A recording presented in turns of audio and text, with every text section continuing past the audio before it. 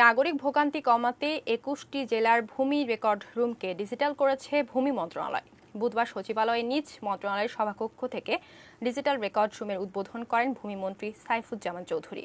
এ সময় তিনি বলেন, পার্বত্য ৩ জেলা বাদে আগামী ৬ থেকে ৭ মাসের মধ্যে সারা দেশকে ডিজিটাল রেকর্ড রুমের আওতায় নিয়ে আসা হবে। পার্বত্য অঞ্চলের ভূমি বিরোধ নিষ্পত্তি না হওয়ায় ডিজিটাইজেশন প্রক্রিয়ায় আরও সময় লাগবে বলে জানান তিনি। এক প্রশ্নের উত্তরে সাইবার নিরাপত্তাকে বড় ইস্যু মন্তব্য করে ভূমিমন্ত্রী বলেন, এক্ষেত্রে দুর্বলতা চিহ্নিত করে ব্যবস্থা নেওয়া হবে।